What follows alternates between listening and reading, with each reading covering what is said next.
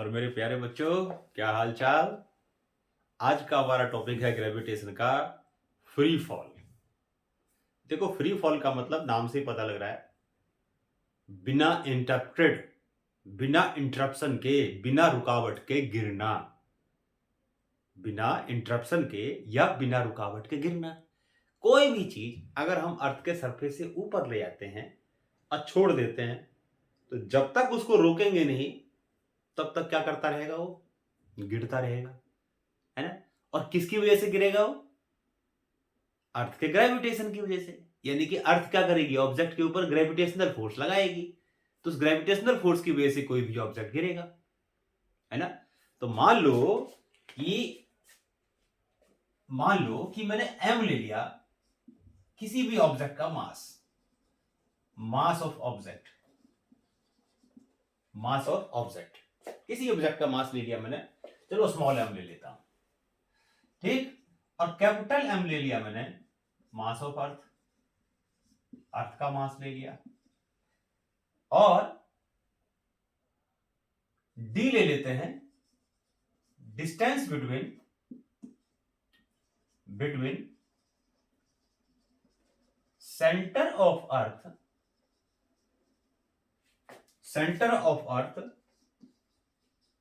From object. या object को हमने एक पॉइंट की तरह ले लिया है, क्योंकि अर्थ बहुत बड़ा है, उसके सामने ऑब्जेक्ट एक पॉइंट है, छोटा सा पॉइंट। तो distance between the centre of earth and the object हमने ले लिया, मान लो D, ठीक।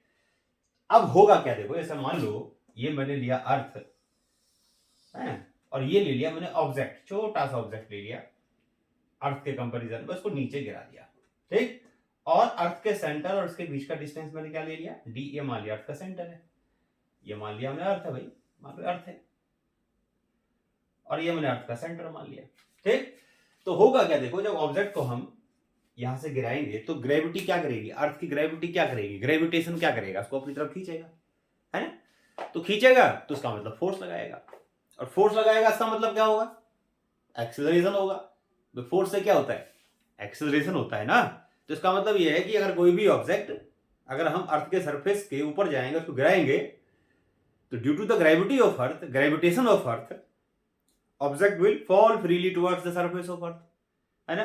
और अर्थ क्या करेगी, उसके ऊपर फोर्स लगाएगी, और वो फोर्स होगा कितना, वो फोर्स होगा, देखो, F इक्वल्स टू कितना होगा, G, जो फार्मूला होता है फोर्स का, ग्रेविटेशनल फोर्स का, हमने पढ़ा था Newton law of gravitation.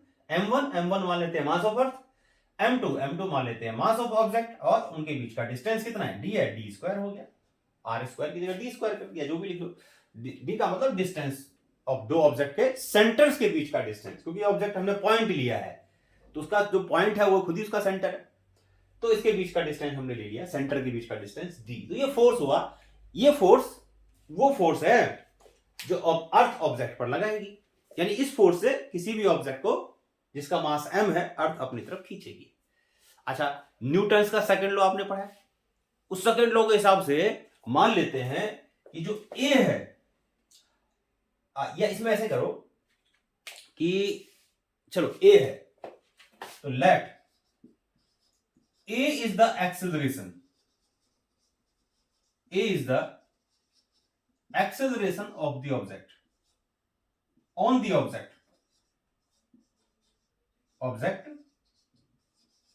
due to gravitation। मान लो ग्रेविटेशन की वजह से जो ऑब्जेक्ट पर जो एक्सेलरेशन आया, वो मान लिया A है, क्योंकि फोर्स से एक्सेलरेशन आता है, तो इतना एक्सेलरेशन आया, है ना। तो ऑब्जेक्ट पे फोर्स हम कैसे लिखेंगे, न्यूटन का सेकंड लॉ क्या कहता है कि जो F होगा वो फिर ma के इक्वल भी तो होता है, where m is the mass of the object. भाई ये फोर्स किस पे लग रहा है, ऑब्जेक्ट पे लग रहा है, कौन लगा रहा है, ग्रेविटी लगा रही है, अर्थ लगा रही है। तो ये फोर्स फिर ऐसे भी तो हम लिख सकते हैं m इंटू ए, यहां m क्या है, मास ऑफ द ऑब्जेक्ट, और a क्या है, एक्सेलरेशन जो इस फोर्स की वजह से आया है, जिस एक्सेलरेशन से ऑब्जेक्ट नीचे गिर रहा है, ऐसा लिख सकते हैं ना। तो ये फोर्स और ये फोर्स क्या एक ही है, क्योंकि ये फोर्स कहां से आया, यहीं से आया। तो इन दोनों फोर्स को हम क्या कर सकते हैं, फिर दोनों को इक्वल लिख सकते हैं, क्योंकि इक्वेट कर सकते हैं, क्योंकि दोनों फोर्स एक ही चीज तो है ना। तो इसका मतलब यहां कर देता हूं उसको, देखो ma इक्वल टू हो जाएगा G m और बाई D स्क्वायर, तो m से कट गया m, तो a कितना आ गया g m by D square. अगर ये मान लें क्योंकि देखो अर्थ का रेडियस जो है बहुत बड़ा होता है, अर्थ का रेडियस बहुत बड़ा होता है ना। तो अगर हम ये मान लें कि ऑब्जेक्ट अर्थ के सरफेस के बहुत पास है, अर्थ के सरफेस के बहुत पास है ना, मान लो बिल्कुल पास है, क्योंकि अर्थ का रेडियस बहुत बड़ा है, बहुत बड़ा होता है अर्थ का रेडियस। और मान लो मैं यहां पर खड़ा हूं, ये पेन यहां पर अर्थ के सरफेस से कुछ डिस्टेंस के ऊपर है, तो जो अर्थ का रेडियस है वो कई किलोमीटर्स में है, तो उसके सामने जो डिस्टेंस है वो तो जीरो ही है। ये तो हम यही मान सकते हैं कि ऑब्जेक्ट यहां है तो अर्थ के सरफेस पे रखा हुआ है। किसके कंपैरिजन में? अर्थ के रेडियस के कंपैरिजन में। हम ये मान सकते हैं कि ये जो ऑब्जेक्ट है वो अर्थ के सरफेस पे ही है, क्योंकि डिस्टेंस को हम इग्नोर कर सकते हैं कि बहुत छोटा डिस्टेंस है। तो वही लिख देते हैं कि if object close to the surface of earth, close का मतलब पास हो गया ना, क्लोज टू अर्थ सरफेस, अगर मान लो ऑब्जेक्ट अर्थ सरफेस के पास है तो जो डी हो जाएगा ना वो हो जाएगा आर, और यहां डी बराबर लगभग आर के हो जाएगा। और आर क्या है? आर है अर्थ का रेडियस, ये है अर्थ का रेडियस। इसको ऐसे मानो, यहां लिख दो, ये हो गया, ये अर्थ का रेडियस हो गया। तो डी जो आर है लगभग इक्वल हो जाएगा अगर ऑब्जेक्ट अर्थ के सरफेस के बहुत पास है, तो अदरवाइज नहीं होगा, ध्यान रखेंगे, है ना। तो फिर हम क्या ले सकते हैं इसको, अब मैं इसको इरेज कर रहा हूं यहां पर थोड़ा सा, आप क्या करो उसको नोट करते हैं पॉज करके, ठीक। अब इसमें देखो क्या होगा, अब इसमें क्या होगा, देखो d इक्वल टू आर कर देंगे तो a जो आ जाएगा वो होगा g m by are square, ठीक। अब इसमें देखो क्या होता है, ये वो एक्सेलरेशन है जो अर्थ के ग्रेविटेशन की वजह से, अर्थ के ग्रेविटेशन की वजह से, ठीक है, जो एक्सेलरेशन होगा ऑब्जेक्ट में वो ये एक्सेलरेशन है। और इस एक्सेलरेशन को एक खास सिंबल से हम क्या कर देते हैं, डिनोट कर देते हैं। तो कैसे पता लगे भाई एक्सेलरेशन का, ये एक्सेलरेशन अर्थ की ग्रेविटी की वजह से है, तो उसका एक खास सिंबल से इसको डिनोट कर देते हैं। तो for gravity of earth, gravity of earth, earth की ग्रेविटी, अर्थ की ग्रेविटी की वजह से जो ए है, जो ए है उसको हम जी से डिनोट कर देते हैं, ए को हम जी से डिनोट कर देते हैं, ठीक है। और यहां बोलते हैं क्या, इसको पता है, where A equals to G, यानी कि जी तो क्या बोल देते हैं, where ji is called acceleration. भाई जी क्या एक्सेलरेशन, ये तो है किसकी वजह से, ग्रेविटी की वजह से, तो क्या बोलते हैं, एक्सेलरेशन ड्यू टू ग्रेविटी। बार बार देखो मैं वर्ड यूज कर रहा हूं ग्रेविटी, ग्रेविटेशन के लिए ग्रेविटी वर्ड यूज कर रहा हूं। तो अर्थ का जो ग्रेविटेशन है ना उसको ग्रेविटी कहते हैं, याद कर लो। अगर हम बोलेंगे ग्रेविटेशन ऑफ अर्थ तो इतना बड़ा बोलने की जरूरत नहीं, सीधे क्या बोलते हैं, ग्रेविटी। ग्रेविटी का मतलब बोल दिया, इसका मतलब ग्रेविटेशन ऑफ अर्थ है, ठीक। तो ड्यू टू ग्रेविटी, तो where ji is called acceleration due to gravity, तो उसका सिंबल क्या होता है, जी, तो इसको हम जी से डिनोट कर देंगे। तो आगे कभी भी स्मॉल जी कहीं लिखा हो तो क्या मतलब है उसका, एक्सेलरेशन ड्यू टू ग्रेविटी।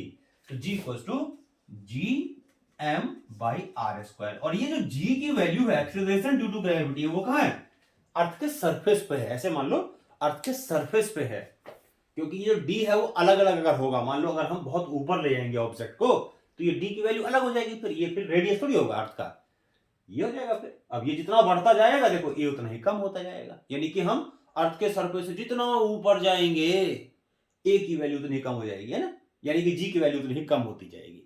और अर्थ के सरफेस पे ये फार्मूला होता है, अगर हम अर्थ के सरफेस पे कोई ऑब्जेक्ट रख देंगे या उसके बहुत पास होगा, जैसे मैं हूं, मेरा हाथ है अर्थ के सरफेस के बहुत पास है, ये मार्कर है अर्थ के सरफेस के बहुत पास है, तो इसके लिए हम ये वाला फार्मूला यूज कर सकते हैं। यहां पर आर क्या है, अर्थ का रेडियस है, अर्थ का रेडियस है, ठीक है।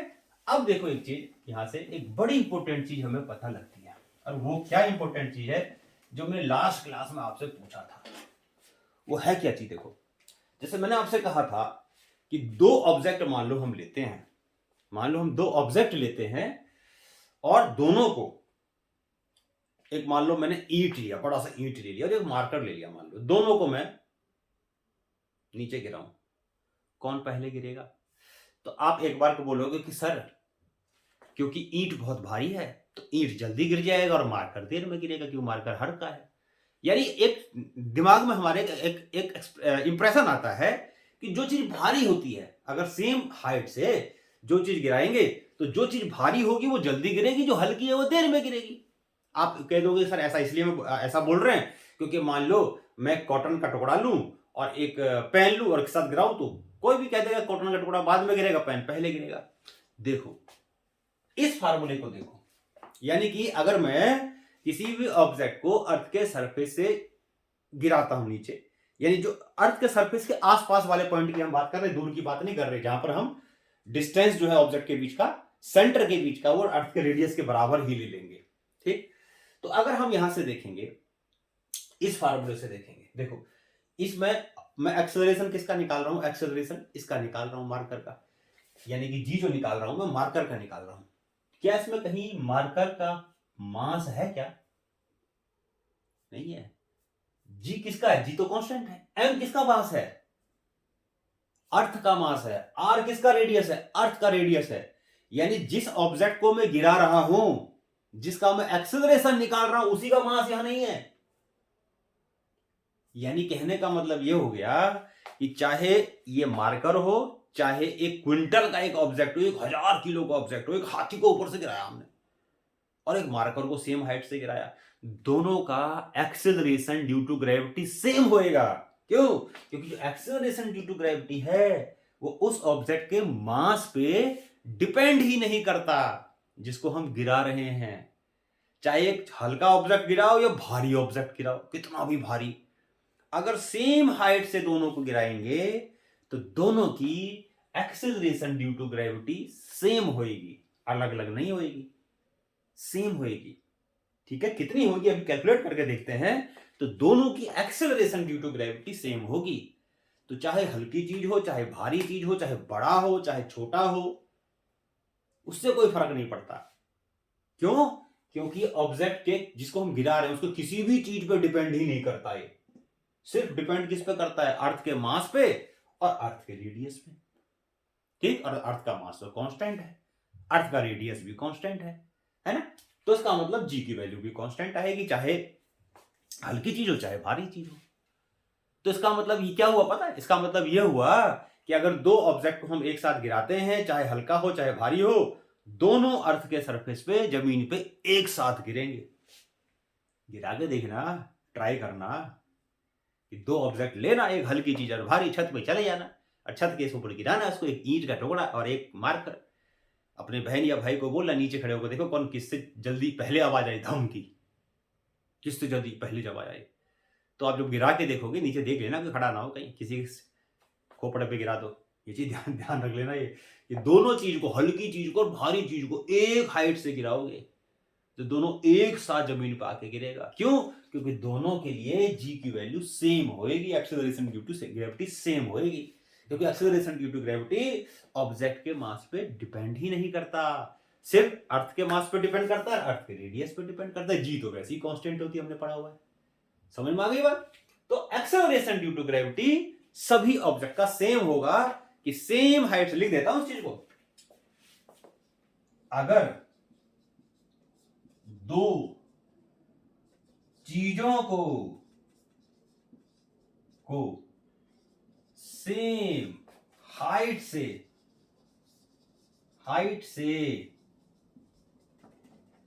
गिराते हैं तो दोनों ऑब्जेक्ट एक साथ गिरेंगे, एक साथ जमीन पर गिरेंगे, एक साथ जमीन पर गिरेंगे, चाहे हल्की हो, एक ही हाइट से गिराना है। समझ में आ गई बात? तो एक्सेलरेशन ड्यू टू ग्रेविटी सबकी सेम होती है। आप कहोगे जी कॉटन फिर देर से क्यों गिरता है? बेटे कॉटन इसलिए देर से गिरता है क्योंकि एयर है। अगर एयर को हटा दो, इमेजिन करो एयर को हटा दिया और फिर कॉटन को और एक कॉइन ले लो, दोनों के साथ गिराओ, दोनों एक साथ गिरेगा जमीन पे। क्योंकि एयर है, एयर ज्यादा रेसिस्टिव फोर्स लगाती है कॉटन पे मुकाबले किसके? किसी और ऑब्जेक्ट के जो बहुत भारी होती है। उसी साइज की होती है। कॉटन पे ज्यादा क्या लगता है, एयर रेसिस्टेंस, एयर की रुकावट ज्यादा होती है, इसीलिए वो देर से गिरता है। अगर एयर ना होता तो कॉटन का टुकड़ा और एक कॉइन दोनों एक साथ जमीन पे गिरता, अगर सेम हाइट से गिराते तो। समझ में आई ये बात? तो याद रख लो इस चीज को, चाहे हल्का हो, चाहे भारी हो, चाहे बड़ा हो, चाहे छोटा हो, चाहे कैसा भी हो, अगर एक हाइट से ऑब्जेक्ट को गिराया जाएगा, अलग अलग तरह के ऑब्जेक्ट को, तो सेम टाइम पे जमीन पे आके गिरेंगे। क्यों? क्योंकि सबकी acceleration due to gravity same होती है। अब यहां पर मान लो हम निकालना चाहते हैं कितनी होती है, कितनी होती है, तो कितनी होती है, क्या चाल दो वैल्यू सबकी। तो जी की वैल्यू होती है देखो 6.67 इंटू 10⁻⁻11।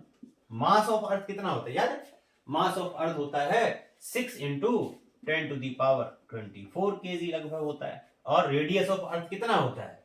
रेडियस ऑफ अर्थ होता है 6.4 इंटू 10⁻6 के आसपास होता है। मैंने स्क्वायर कर दिया, डाल दिया मैंने अर्थ का रेडियस। और जब मैं इसको सॉल्व करूंगा तो पता है कितनी वैल्यू आएगी? ये लगभग आएगी 9.8 मीटर पर सेकेंड आ जाएगी जी की वैल्यू। देखो फिक्स है, कोई भी ऑब्जेक्ट अर्थ के सरफेस के आसपास है, बहुत ज्यादा ऊपर नहीं है, अर्थ के सरफेस के आसपास है, तो उस सभी ऑब्जेक्ट के लिए और गिराया जाता है, तो उन सभी ऑब्जेक्ट में acceleration due to gravity 9.8 metre पर सेकेंड होगा। ये स्मॉल जी की वैल्यू होती है अर्थ के सरफेस के पास। समझ में आ गया? अब एक चीज और मैं बता देता हूं, देखो क्या होता है कि अर्थ जो है वो पूरी तरीके से गोल तो नहीं होता है, ऐसे 100% गोल होता है क्या? नहीं होता है, एप्पल के जैसा होता है, एप्पल के जैसा। तो अगर मान लो ये मैंने अर्थ लिया ऐसे, तो यहां जो होगा ना थोड़ा सा ऐसे, थोड़ा ऐसा होगा, ऐसा मान लो, मतलब थोड़ा फ्लैट होगा यहाँ पर, ऐसे नीचे भी होगा। तो अगर हम यहां देखेंगे ना, ये इसको बोलते हैं इक्वेटर और ये बोलते हैं पोल। क्या बोलते हैं? इक्वेटर और पोल। इसको मान लो मैंने R1 लिखा, उसको मैंने R2 लिखा, ये है इक्वेटर। थोड़ा ऐसे बना देते हैं, इक्वेटर बड़ा कर देते हैं थोड़ा सा। ये इक्वेटर है, क्या ये इक्वेटर है, और ये क्या है? पोल। तो ये मान लेते हैं R1 है, यहां से यहां तक का रेडियस, और ये मान लेते हैं R2 है। तो ये इक्वेटर है, इक्वेटर, और ये क्या? पोल। अब इसमें जो रेडियस होगा देखो इक्वेटर का, वो थोड़ा ज्यादा होगा किससे? पोल से, पोल से। ऐसे लिख देता हूं, रेडियस इक्वेटर का थोड़ा ज्यादा होगा किससे? पोल से। तो इसका मतलब जी की वैल्यू थोड़ी सी ज्यादा होगी, कहां पर? इक्वेटर पे, और पोल पे थोड़ी सी कम होनी चाहिए। क्यों? क्योंकि अर्थ ऊपर से चपटा है। ठीक है, तो जी की जो वैल्यू होगी वो किस में होगी? क्योंकि आर के उल्टा है, तो जहां आर ज्यादा होगा वहां जी की वैल्यू कम होगी। तो जी जो होगा इक्वेटर पे कम होगा, सॉरी, जी इक्वेटर पे कम होगा और पोल पे ज्यादा होगा। क्यों?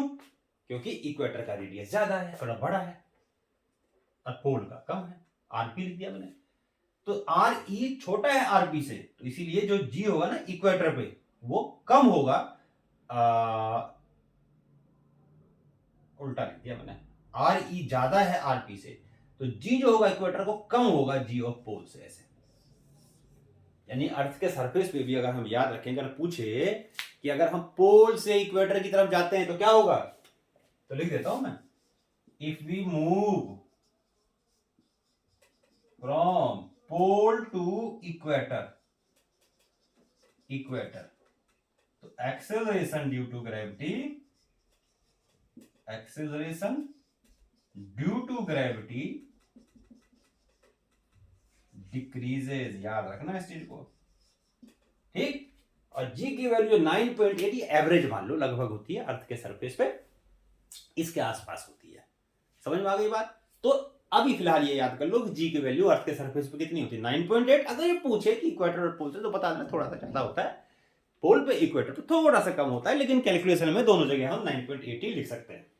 समझ में आ गया? तो ये हो गया एक्सेलरेशन ड्यू टू ग्रेविटी। अब एक चीज देखो इसमें, ये जो एक्सेलरेशन ड्यू टू ग्रेविटी है फ्री फॉल में, यानी कोई भी ऑब्जेक्ट को जब हम फ्रीली फॉल करते हैं अर्थ के सरफेस के पास, तो क्या होगा?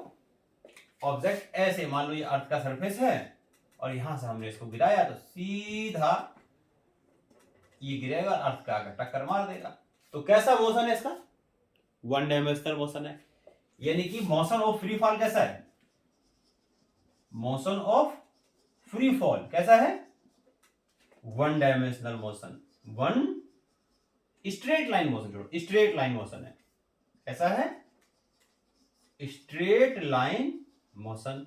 और दूसरी चीज क्या बताया कि इसका जो एक्सेलरेशन है वो कांस्टेंट है। और स्ट्रेट लाइन में जब एक्सेलरेशन कांस्टेंट होता है तो क्या बोलते हैं इसको? कैसा है ये?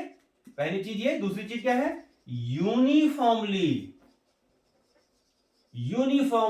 एक्सेलरेटेड मोशन है। यूनिफॉर्मली एक्सेलरेटेड मोशन है। कैसा है? यूनिफॉर्मली एक्सेलरेटेड मोशन है। दोबारा लिख देते हैं इसको, यूनिफॉर्मली एक्सेलरेटेड मोशन है ना? यानी कोई भी ऑब्जेक्ट फ्रीली फॉल करता है, गिराते हैं इसको, तो पहली बात स्ट्रेट लाइन है वो, और दूसरा कैसा है? यूनिफॉर्म एक्सेलरेशन है। तो कैसा है वो? यूनिफॉर्मली एक्सेलरेटेड मोशन है। और आपको पता है ना, 3 इक्वेशंस हमने ड्राइव करी थी यूनिफॉर्मली एक्सेलरेटेड मोशन की, मोशन वाले चैप्टर में। क्या क्या था? v equals to u plus a t, एक तो ये फार्मूला होता है, एक s equals to u t plus half a t square, एक ये भी फार्मूला होता है, और एक हमने किया था v square equals to u square plus 2as। ये 3 फार्मूले होते हैं। तीनों के तीनों फार्मूले हम फ्री फॉल में यूज कर सकते हैं। तीनों के तीनों फार्मूले हम फ्री फॉल में यूज कर सकते हैं, है ना? बस करेंगे क्या? करेंगे ये कि v इक्वल्स टू कर देंगे, इस वाले फार्मूले को कैसा बना देंगे? v equals to u plus g t, एक ही जगह g लिखेंगे, और s equals to u t plus half g t square, क्योंकि यहां पर a कांस्टेंट है, और u स्क्वायर प्लस 2gs, इसको हम ऐसे यूज करेंगे। और एक और चीज होता है कि साइन कैसे लेते हैं जी का, देखो मैं बताता हूं। एक और चीज याद रखना है, चीज को पता रखे पहले, दोबारा एक बार और सुन लो। साइन कैसे यूज करते हैं? देखो एक्सेलरेशन जो होता है कभी पॉजिटिव होता है, कभी नेगेटिव होता है ना? तो क्या होता है, अगर एक्सेलरेशन उसी डायरेक्शन में है जिस डायरेक्शन में ऑब्जेक्ट जा रहा है ना, जिस डायरेक्शन में ऑब्जेक्ट जा रहा है, यानी कि वेलोसिटी बढ़ रही है, तो बोलते हैं एक्सेलरेशन पॉजिटिव है। क्या बोलेंगे कि acceleration is along the direction of motion, direction of motion, then it is taken positive, है ना? और एक्सेलरेशन उसी डायरेक्शन में कब होता है कि जब जिधर ऑब्जेक्ट मूव कर रहा है, अगर टाइम के साथ साथ उसकी वेलोसिटी बढ़ रही है, तो यानी ऑब्जेक्ट की स्पीड बढ़ रही है, वेलोसिटी बढ़ रही है, तो बोले एक्सेलरेशन पॉजिटिव है। और दूसरा कि अगर एक्सेलरेशन ऑपोजिट है, किसके ऑपोजिट है? Acceleration opposite to the direction of motion, acceleration opposite है direction of motion, then acceleration taken negative, acceleration taken negative. क्या लेते हैं इसको? नेगेटिव लेते हैं, टेकन नेगेटिव। ठीक, नेगेटिव एक्सेलरेशन लेते हैं। और ऐसा कब होता है? जब ऑब्जेक्ट की स्पीड बढ़ने के लिए घटती है। जैसे ब्रेक लगाते हैं ना किसी चीज में, साइकिल में ब्रेक लगाया, गाड़ी व्हीकल में ब्रेक लगाया, है ना, मोटरसाइकिल में ब्रेक लगाया, कार में ब्रेक लगाया, तो उस केस में क्या है? एक्सेलरेशन मतलब वेलोसिटी कम हो रही है, तो एक्सेलरेशन पीछे की साइड होता है। तो क्या बोलते हैं इसको? रिटार्डेशन बोलते हैं उसके लिए वर्ड, रिटार्डिंग वर्ड वो यूज कर, वहां पर नेगेटिव लेते हैं। तो ऐसे इसका मतलब ये हो गया कि अगर मैं एक ऑब्जेक्ट को नीचे से ऊपर फेंकता हूं, तो नीचे से ऊपर फेंकूंगा तो उसकी स्पीड बढ़ेगी घटेगी? वेलोसिटी बढ़ेगी घटेगी? घटेगी। तो नीचे से ऊपर जा रहा है तो एक्सेलरेशन नेगेटिव, यानी जी की वैल्यू नेगेटिव लेंगे, है ना? तो और ऊपर से नीचे आ रहा है तो एक्सेलरेशन बढ़ जाएगा, स्पीड बढ़ती जाएगी, इसकी बढ़ती जाएगी, है ना? तो एक्सेलरेशन पॉजिटिव लेंगे, जी पॉजिटिव लेंगे, ध्यान रखना है। यानी नीचे से किसी ऑब्जेक्ट को ऊपर फेंकोगे तो जी लोगे नेगेटिव, ऊपर से किसी चीज को नीचे गिराओगे तो जी क्या लोगे? पॉजिटिव। तो अब मैं तुम्हें इसी टॉपिक के ऊपर 1-2 क्वेश्चन कराता हूं। अब इसका क्वेश्चन को देखो कैसे करेंगे। ठीक,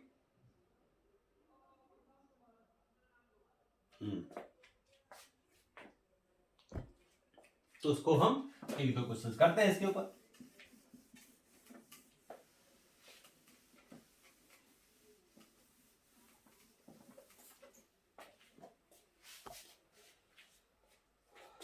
देखो जैसे कह रहा है, क्वेश्चन करते हैं, देखो, a car falls off a ledge and drop to the ground है ना, in 5 सेकेंड, in 0.5 सेकेंड। अच्छा, जी को कैलकुलेशन को कभी कभी हम आसान लेने के लिए जी को क्या ले लेते हैं, 10 ले लेते हैं। तो बोला 10 ले लो, कैलकुलेशन वैसे जी की वैल्यू 10 नहीं होती है, मैंने कहा 9.8 होती है। तो कैलकुलेशन को आसान करने के लिए हम जी को कभी कभी क्या लेते हैं, 10 ले लेते हैं। तो क्वेश्चन पूछा है जी को 10 लेना है, यहाँ पर मतलब what is the speed on striking the ground. जब ग्राउंड को टक्कर मारेगा तो उसकी स्पीड क्या होगी, चलो उसको बाद में करते हैं, बाकी चीजें पहले ये निकाल लेते हैं, है ना। What is the speed of the, अब देखो उसमें क्या क्या दे रखा है हमें, देखो हमें दे रखा है ड्रॉप। कोई चीज, एक चीज ध्यान रखेंगे, कोई चीज को ड्रॉप करते हैं ना, जिसकी चीज को गिराते हैं तो इसकी इनिशियल स्पीड लेते हैं 0। क्या लेते हैं, ड्रॉप करते हैं, थ्रो करते हैं। जैसे बोला किसी बॉल को थ्रो किया 10 मीटर पर सेकेंड, तो वो इनिशियल स्पीड है। लेकिन जब बोलेंगे ड्रॉप किया तो इनिशियल स्पीड हमेशा 0 लेना है। तो याद रखो इसको, ड्यूरिंग ड्रॉप जब किसी को ड्रॉप करेंगे, ड्रॉप वर्ड करेंगे उसके लिए, तो u हमेशा क्या लेंगे, 0। u का मतलब क्या होता है, इनिशियल स्पीड। v क्या होता है, फाइनल स्पीड। पता है ना ये चीज सारा, ये पहले पढ़ा हुआ है। तो u लेंगे हम 0, इनिशियल स्पीड 0। v क्या होता है, जितने फार्मूले बताए उसमें u क्या था, इनिशियल स्पीड, v क्या था, फाइनल स्पीड। a मैंने बताया g लेना है सब जगह, t टाइम है, और s जो है वो डिस्प्लेसमेंट है। जिस फार्मूले में s आया है वो s डिस्प्लेसमेंट है। तो u यहाँ पर 0 है ना। हमें निकालना है v किस स्पीड से ग्राउंड, जैसे मान लो ये ग्राउंड है, यहां से कार गिरा, ये धम से इसने टक्कर मारा इसको, तो यू क्या था इसके 0। अब ये स्पीड बतानी है जिस स्पीड से ग्राउंड को टक्कर मारा, जिस स्पीड से ग्राउंड पर गिरा, है ना। तो v हमें निकालना है, a हमें लेना है g, और वो लेना है 10 मीटर पर सेकेंड स्क्वायर, 10 मीटर पर सेकेंड स्क्वायर लेना है। ठीक है, तो कर देते हैं इसको, देखो क्या होगा। तो कौन सा लगाओगे फार्मूला, देखो 3 फार्मूले हैं, 3 में से कौन सा यूज करोगे, u पता है, a पता है, तो ये लगा दो फार्मूला। v इक्वल्स टू क्या होगा, u प्लस gt, टाइम पता है तो मैं टाइम लिख देता हूं। मैं टाइम कितना दे रखा है, टाइम दे रखा है, देता हूं, टाइम है 0.5 सेकेंड, s पर सेकेंड। ठीक है, तो v निकालना है, u 0 है, g लेना है आपको 10, और ये है आपका 0.5। तो 10 इंटू 0.5 यानी कि 5 मीटर पर सेकेंड। ये वो स्पीड आ गई जिस स्पीड से ये कार ग्राउंड को हिट करेगा। भाई हिट करने के बाद तो रुक जाएगा, वो तो ठीक ही है, लेकिन जो जिस स्पीड से उसको हिट करेगा वो स्पीड है उसकी इतनी। ठीक, अब निकालना है what is it's average speed during the 0.5 second. Average speed निकालिए। देखो एवरेज स्पीड का फार्मूला पता है आपको, इसको नोट करो, पहले नोट कर लिया। एवरेज स्पीड देखो क्या होती है, एवरेज स्पीड कभी भी बोले तो एवरेज स्पीड कैसे निकालोगे, एवरेज स्पीड होती है, दूसरा पार्ट में क्या निकालना है इसका, एवरेज स्पीड। एवरेज स्पीड होती है कितनी, क्या होता है formula, final speed plus initial speed upon 2। Average ऐसे निकालते हो ना, जितनी है सबको जोड़ दो और 2 से डिवाइड कर दो, तो एवरेज ऐसे निकालोगे, इनिशियल फाइनल और डिवाइडेड बाय 2, क्योंकि 2 रीडिंग्स हम ले रहे हैं। तो u plus v divided by 2 ऐसे बोल सकते हो। u कितना है 0, v आया हमारा 5 डिवाइडेड बाय 2, तो 5/2 आ जाएगा ये, 5/2 यानी कि 5/2 करोगे तो 2.5 आ जाएगा मीटर पर सेकेंड। ये इसकी एवरेज स्पीड आ जाएगी। ये एवरेज, एवी लिख दिया हमने, एवी फॉर एवरेज। ठीक, अब इसमें कह रहा है एक और चीज निकालना है कि how high is the ledge from the ground, how high is the ledge from ground, height निकालनी है इसकी, यानी कि जो जहां से हमने गिरा था ये, इसकी हाइट निकालनी है, अर्थ के सरफेस पे गिरा था, ये हाइट निकालनी है। अब आपको हाइट निकालनी है तो हाइट का मतलब डिस्टेंस चाहिए, पोजीशन चाहिए, डिस्प्लेसमेंट चाहिए, है ना। तो एस निकालना है, वी और यू तो आपको पता लग गया, वी पता है, यू पता है, एस निकालना है। तो कौन सा लगा सकते हो फार्मूला पता है, टाइम वी पता है, तो इससे भी निकाल सकते हो। देखो s equals to u t plus half a t square, इससे भी निकाल सकते हो या इससे भी निकाल सकते हो। क्यों, ए मतलब जी सब जगह है। अब यहां पर देखो आपको यू पता है, टी भी पता है, 0.5 सेकंड का टाइम लिया ना इसने, और ये तो जी तो पता ही है टाइम लेना है, तो निकल जाएगा एस कितने हाइट से गिरा। एच, एच मतलब यहाँ एच है, एस मतलब एच मान लो उसको। अभी यहाँ होता है you square, we square 2gh, S यहाँ पर एच है, एच एस मतलब पोजीशन है, डिस्प्लेसमेंट है, वो यहाँ एच है। समझ में आ गया। तो ये भी लगा। अब यहाँ पर देखो वी पता है तुम्हें 5 पता लग गया, यू पता है 0 है, जी पता है एच निकल जाएगा। तो इससे निकालो, इससे निकालो, मैं नीचे वाले से निकाल देता हूँ किसी फार्मूले से। अच्छा जी क्या लेंगे इसमें, बार बार क्या कर रहा हूँ, जी को पॉजिटिव ले रहा हूँ। क्यों, क्योंकि ऊपर से कोई चीज नीचे आती है, दी लेते हैं पॉजिटिव, और नीचे से ऊपर फेंकेंगे किसी चीज को, जी लेंगे नेगेटिव। ये ध्यान रखना है एक चीज को, बहुत इंपॉर्टेंट बात है, ठीक है। तो ये वाला फार्मूला मैं यूज कर देता हूँ। तो यहां करता हूं, देखो थर्ड पार्ट इसका, h equal to u t plus half a g t square, लगा रहा हूं formula g t square.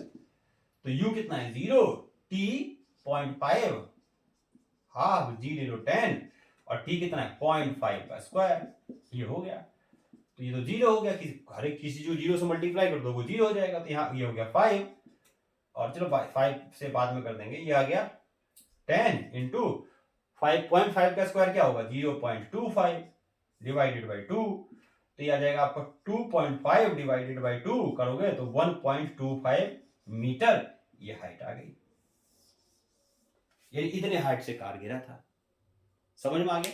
Note करो पॉज करके, और देखते हैं क्वेश्चन करते हैं एक और, ठीक है। चलो एक और करते हैं, देखो बड़ा अच्छा क्वेश्चन है ये।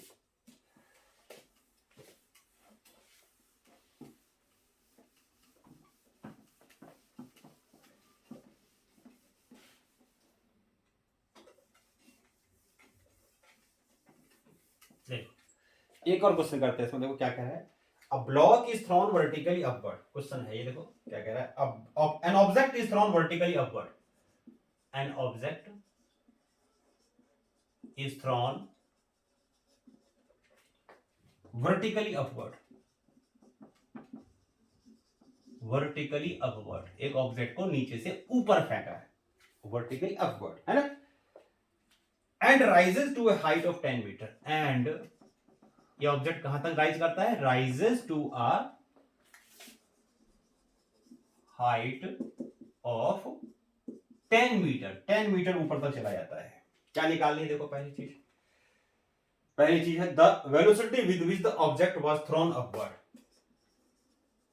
Velocity with which, velocity with which object was thrown upward, thrown upward,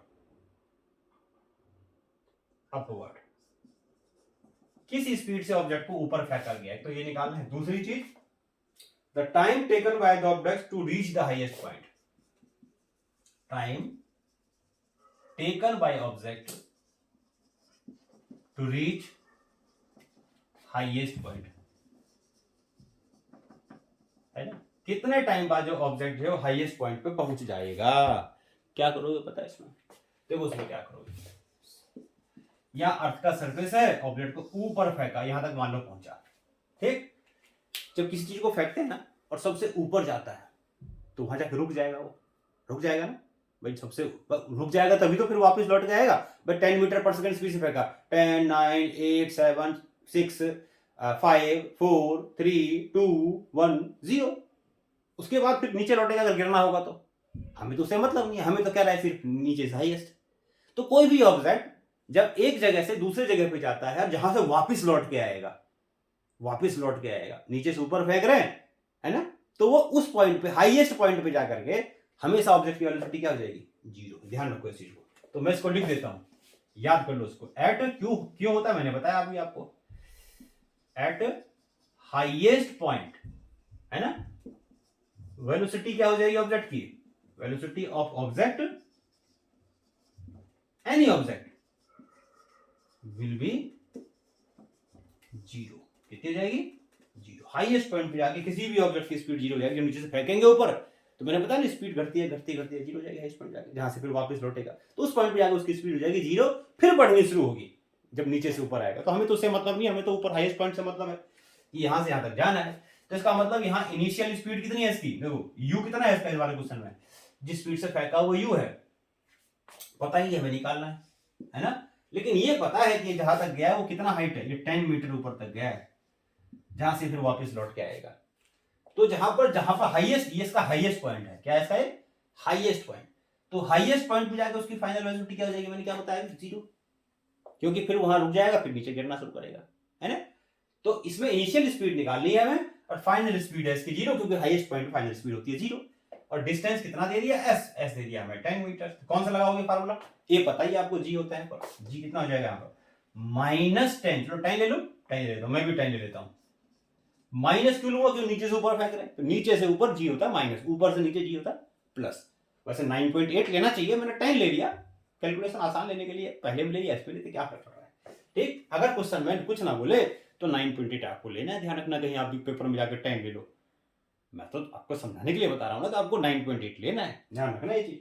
ठीक, तो कौन सा लगाऊंगा formula, v square equal to u square plus t g 2gs, ये लगाऊंगा फार्मूला। v मुझे निकालना है, u कितना है, देखो u कितना है, नहीं v तो मुझे पता है, v जीरो है भाई, v तो हो गया, चलो v तो भी हट दे, v हो गया जीरो। u मुझे निकालना है, g मैं ले लेता हूं 10 और s ले लेता हूं भी मैं 10, 10 बोला इसने, 10 ले लिया मैंने, और क्या। लेकिन ये जी लेंगे माइनस में, क्या है ये, चलो दोबारा लिखते हैं इसको, 2 इंटू -10 और s कितना है 10। ठीक, इसको इधर ले जाऊंगा तो क्या हो जाएगा, माइनस यू स्क्वायर, यहां करता हूं तो ध्यान रखना, माइनस यू स्क्वायर इक्वल हो जाएगा -200, 100 और 200। तो u कितना आ जाएगा, देखो माइनस से माइनस कट गया पहले तो u स्क्वायर आ गया 200 और u आ जाएगा 200 का रूट, 200 का रूट आ जाएगा, 200 का रूट, है ना। अब इसको चाहो तो यहीं छोड़ दो, नहीं तो इसको ऐसे लिख सकते हो आप, पता है कैसे, 2 इंटू 100 लिख दोगे, और 100 का रूट क्या होता है 10, 10 इंटू 10 होता है ना, इसको ऐसे लिख सकते हैं, कैसे, रूट के अंदर 2 और 10 और इंटू 10, और दो 10 में से 10 बाहर आ जाएगा, रूट 2 अंदर आ जाएगा, तो ये आ जाएगा 10√2 और मीटर पर सेकंड। ये हाईएस्ट पॉइंट पे इसकी स्पीड हो जाएगी। देखिए इसका दिखता नहीं दिखता पहले, हाँ दिख रहा है, ठीक है। तो हाईएस्ट पॉइंट पे इसकी स्पीड हो जाएगी, समझ में आ गई बात, चलो ठीक है, इसको पॉज करके नोट करो, आसान है, समझ में आ गया होगा, कुछ खास बात है नहीं इसमें, कैलकुलेशन आपको आना चाहिए, ये चीज बहुत जरूरी है भाई, है ना, कि रूट कैसे निकालते हैं। ठीक, रूट नहीं निकालना नहीं आता तो मुझे आप कमेंट बॉक्स में लिखना, मैं रूट निकालना भी सिखा दूंगा आपको, कोई दिक्कत नहीं है।